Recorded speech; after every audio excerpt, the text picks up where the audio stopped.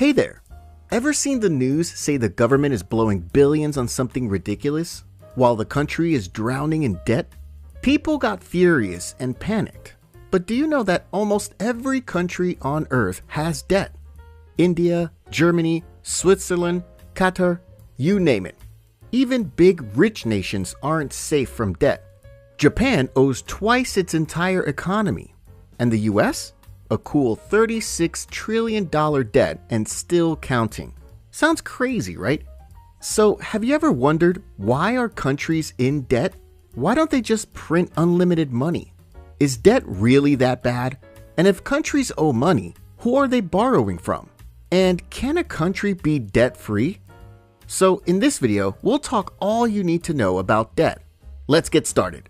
Section 1. What is national debt? If we mention a country's debt, we call it as national debt. National debt, also called public debt, government debt, or sovereign debt, is the total money a federal or central government owes. Just like people take out loans when they need money, governments borrow when they spend more than they earn. But instead of borrowing from a single bank, countries get loans from various sources, like other nations, big financial institutions, and even their own citizens. National debt only includes federal or central government debt.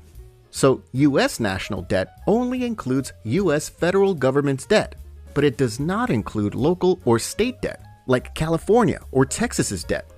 Yeah, states or provinces can take debts for their own, which is different from federal or central government debt. National debt also doesn't include American citizens' personal debt, like credit cards, student loan, or mortgages. So now you've understood what national debt is.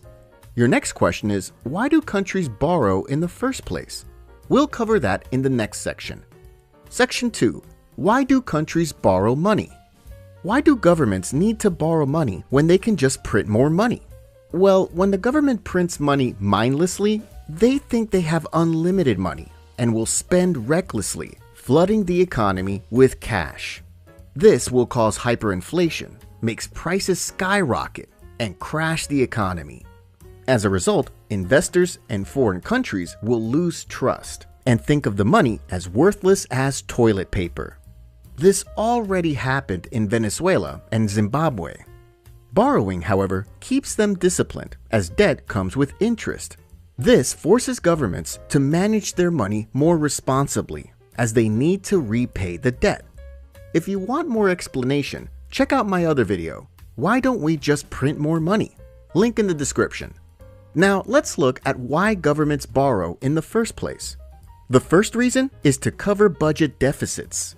A government's main income comes from taxes, but sometimes it's not enough to cover expenses. This is called a budget deficit.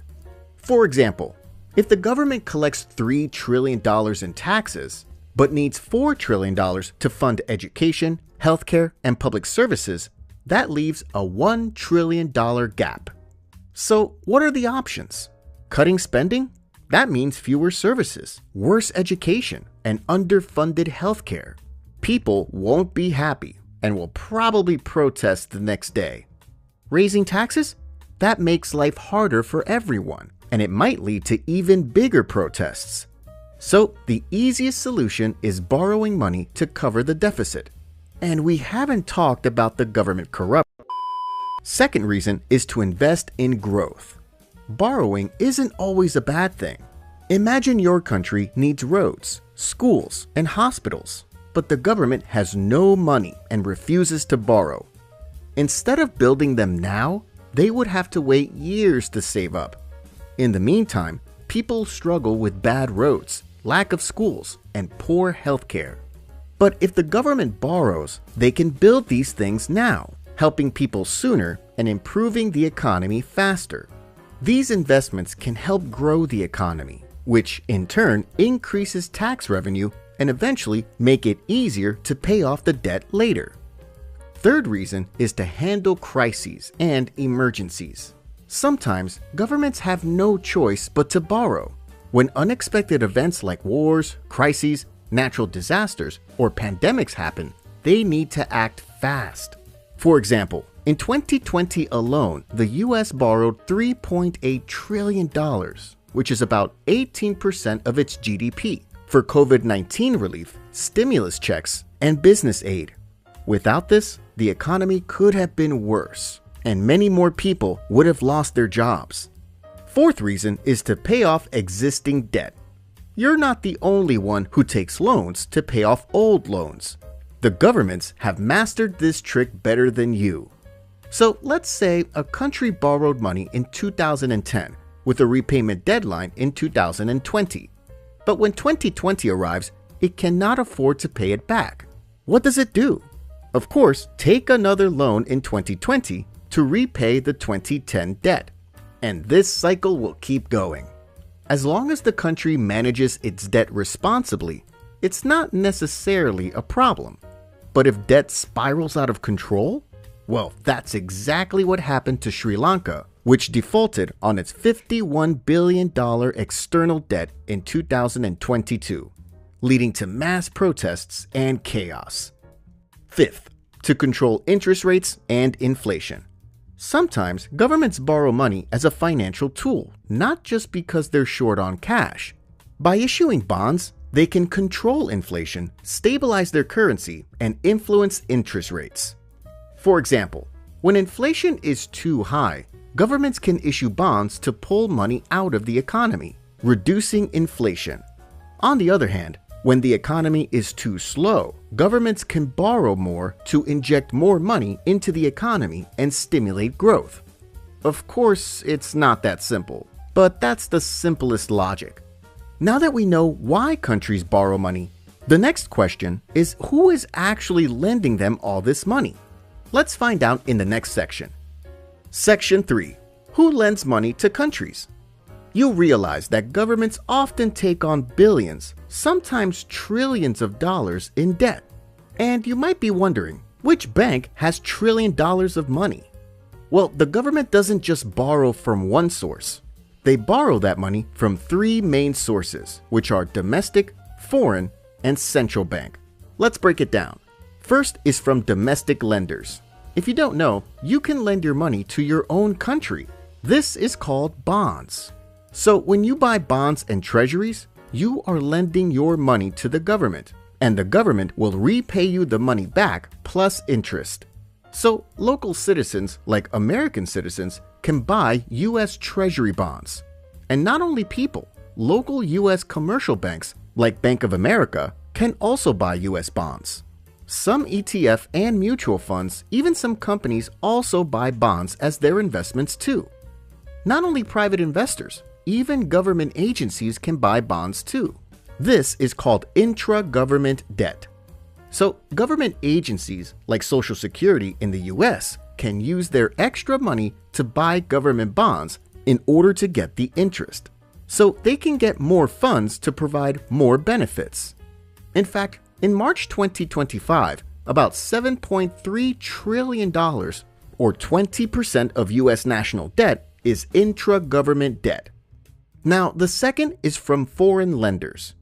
Not only from locals, even foreign citizens and commercial banks can buy bonds, just like locals. For example, German citizens or German commercial banks can also buy US Treasury bonds. Foreign governments also buy other countries' bonds, but usually from stable economies, mostly as investment tools to get the interest profits, like Japan and China being the largest holders of US Treasury bonds, each owning around $700 billion and $1 trillion. Now, what if the country's economy isn't strong? Most foreign governments won't buy its bonds because they don't fully trust that weaker economies can pay them back. If a country defaults on its bonds, investors lose money, and there is no easy way to get it back. Instead, they prefer direct loans, where they can require certain policies and guarantee if the weaker economies can't pay it back. When countries need long-term funding for infrastructure projects, they borrow from organizations like the World Bank or the Asian Development Bank, the ADB, and more, which provide direct loans for roads, schools, energy projects, and other developments. These loans have lower interest rates, but come with strict conditions. Now, what if a country is in economic chaos, broke, and no one else will lend to them? Well, they turn to the IMF, or International Monetary Fund, the last choice. Unlike development banks, the IMF doesn't fund projects, but provides emergency loans to prevent financial collapse. IMF loans come with lower interest, but with strict conditions, such as requiring the country to increase taxes, cut spending, and privatize state-owned companies, which can lead to protests and worsening economic conditions.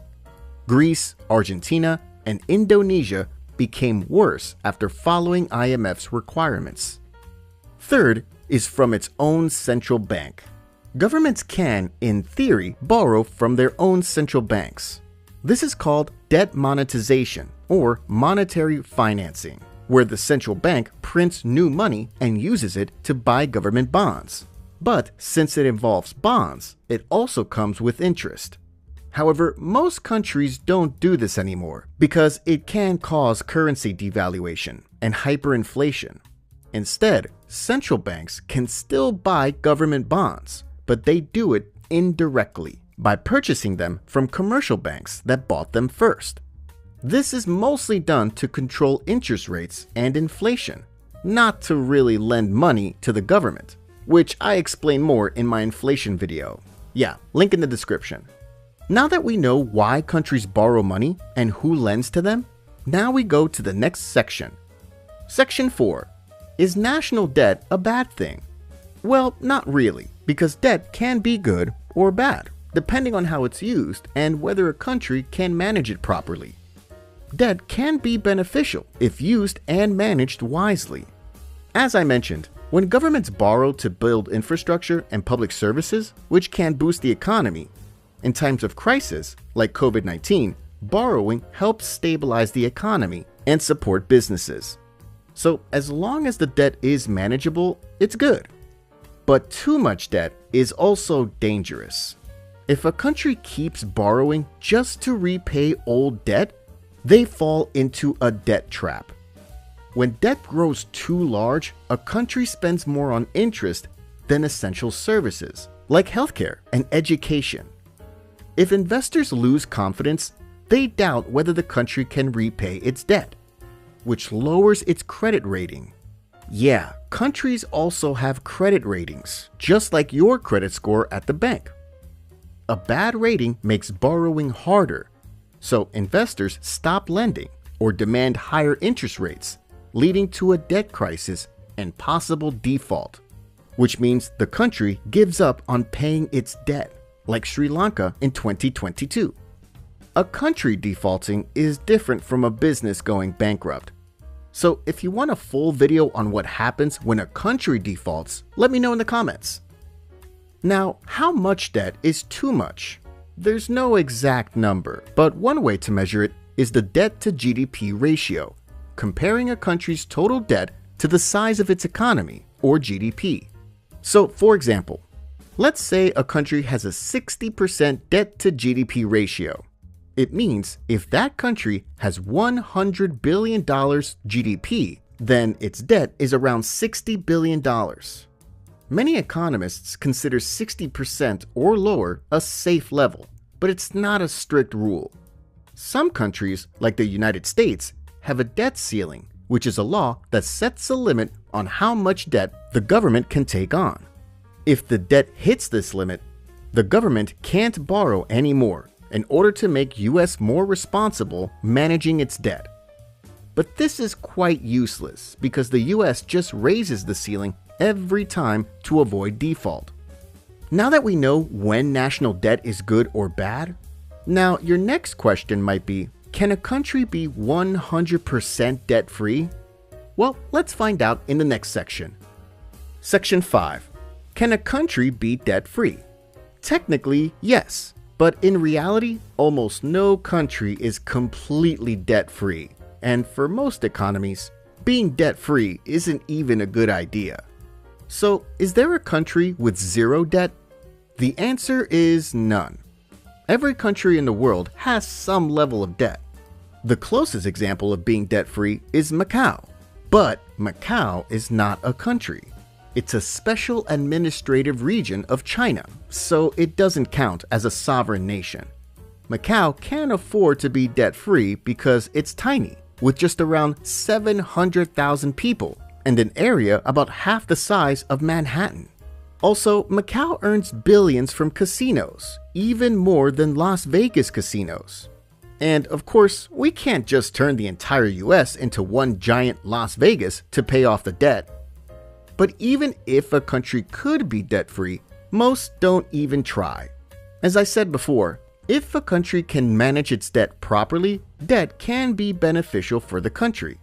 Completely eliminating debt would mean massive spending cuts or huge tax increases, both of which could slow down economic growth and trigger massive protests. No government debt also means no government bonds, which would remove a critical safe investment option. Most pension funds rely on government bonds as a low-risk way to grow money for retirement. Without bonds, pensions would be forced to invest in riskier assets, making retirements less secure and financial markets more volatile. So, in conclusion, debt is actually a double-edged sword. Used wisely, it can help a country grow and thrive. Used recklessly, it can lead to economic disaster. So next time you hear someone ask, "Why does our country have debt?" then you already knew the answer. It's not about having debt, it's about knowing how to manage it. And also, maybe you're still wondering why some countries handle high debt just fine, while others collapse, and other things about debt. Maybe that's for another video, because we're out of time. If you want me to make other videos explaining these topics, please like and subscribe. Thanks for watching.